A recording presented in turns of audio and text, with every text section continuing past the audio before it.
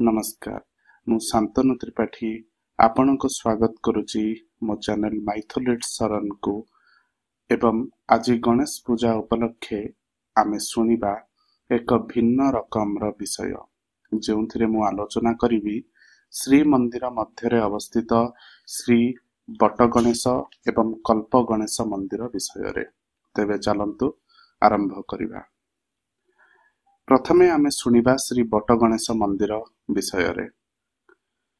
पवित्र देवभूमि भारत वर्ष रे प्रचलित पंचदेवता उपासन रे भगवान गणपति मुख्य। वैदिक मंत्र रे गणपति को सर्वसिद्धिदाता और सर्वमंगलामय रूपे स्तुति करा जायछि। उपनिषद रे मध्य गणपति को सर्वशक्तिमान रूप रे वर्णना करा जायछि। प्रत्येक शुभ कार्यर प्रारंभ श्री गणेशंकर स्मरण वंदना द्वारा ही अनुष्ठित होइथाय। एपरिकी वैदिक मत अनुसार गणेशंकर पूजा सर्वदेवदेवी पूजार आरंभ हुए।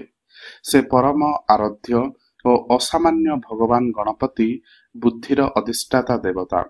से साक्षात प्रणव स्वरूप। साधारणतः गणपति वंदना रे एकदंत, गजमुख, लंबोदर, अरुण वर्ण, त्रिपुंडी तिलक तथा मूषिक वाहन रूपे गणपति सर्वजन विदित। श्रीमंदिर भितर बेढ़ारे थिबा अन्यान्य गणेश मंदिर मध्यरे बट गणेश प्रथम तथा मुख्य अटंती। कल्पवट मूलरे एई गणेशंकर ख्याति बहुत। से कल्प गणेश, चिंतामणि गणेश, बट गणेश और सिद्ध गणेश नाम रे प्रसिद्ध। श्री जगन्नाथ धाम पुरी पुस्तक रे वर्णित होइथिबा तथ्य अनुसार पुरी रे श्री जगन्नाथ मंदिर निर्माण हेबा परे प्रतिष्ठा हेबा पूर्वरु सर्वप्रथमे एई गणेशंक पूजा करा जाउथिला। सेहीपरि प्राचीन उत्कल पुस्तक रे उल्लेख होइछि जे अनंग भीमदेवंक राजत्व परे श्री मंदिर परिसर रे इंद्रदेव, देवस्नान मंडप, ईशानेश्वर देउल, उत्तराई देवी देउल, बटेश्वर, बटमंगला, गणपति, अनंत वासुदेव, क्षेत्रपाल और बटवृक्षर पाषाण चौरा इत्यादि निर्मित होइथिला। उपरोक्त तथ्य अनुसार बट गणेश मंदिरटी 700 वर्षर पुरातन बोली अनुमान करा जाए। पुनश्च उक्त पुस्तक रे वर्णित तथ्य अनुसार मंदिर परिसरस्थ अन्यान्य देवता मानक भोग लागि बंदोबस्त प्रकारे बट गणपति निमंते 6 माड़ सुना खंजा होइथिला। आज को प्राय 539 वर्ष पूर्वरु अर्थात सूर्यवंशी गजपति महाराजा श्री पुरुषोत्तम देव का राजत्व काल रे अतिबड़ी जगन्नाथ दासंक पिता तथा कपिलेश्वरपुर ग्राम निवासी पंडित भगवान दास श्री मंदिर परिसर रे थिबा कल्पवटस्थ श्री गणेशंक मंदिर सम्मुख रे संस्कृत पुराण पाठ करुथिले। तत्कालीन समय रे गुणग्राही महाराज पुरुषोत्तम देव मुग्ध होई ताहांको पुराण पंडा उपाधि प्रदान करिथिले। सेहीपरि जगन्नाथ चरितामृत ग्रंथरु जणा जाय जे अतिबड़ी जगन्नाथ दास कल्पवटस्थ गणेशंक सम्मुखरे नित्य भागवत पाठ करुथिले। श्री अतिबड़ी जगन्नाथ दशम स्कंद भागवत श्रीकृष्ण स्तुतिर विचार पढ़ंती गणेश अग्रर पुराण पढ़िबार काले भक्ति प्रकाशंती बळे। एहा जगन्नाथ चरितामृतरु उद्धृत। वर्तमान आमे सुनिबा कल्प गणेश मंदिर विषय रे।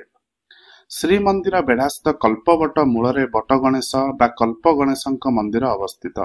दक्षिण द्वार भितर गुमुट पारी हेला परे डाहाण पटे थिबा कल्पवट तळे एही मंदिरटी दृश्यमान होइथाय। मंदिरटीर उच्चता प्राय 12 फुट हेबो। मुख्य मंदिर अर्थात गर्भगृह एवं एक क्षुद्र तथा मुक्त जगमोहन को नहीं उक्त मंदिरटी निर्मित होइछि। जगमोहनटी आकार रे प्राय 5 फुट अटे।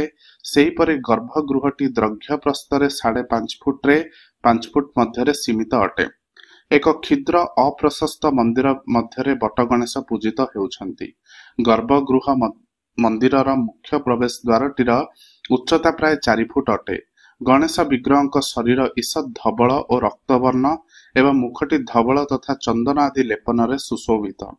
धवलाकृति प्रस्तर निर्मित ए गणेश विग्रहकर उच्चता प्राय 4 फुट हब।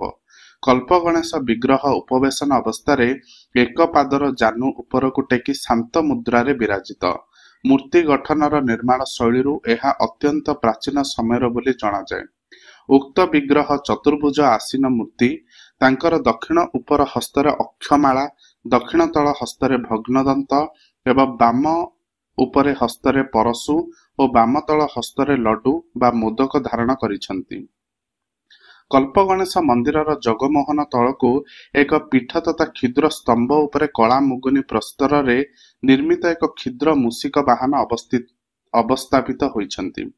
ପ୍ରାୟ 4 ଇଞ୍ଚ ଉଚ୍ଚତା ଓ 8 ଇଞ୍ଚ ଲମ୍ବା ଏହି ମୂଷିକର ସ୍ଥାପତ୍ୟ ଅତ୍ୟନ୍ତ କମନୀୟ ଓ ସମ୍ଭବତଃ ଅଦ୍ୱିତୀୟ।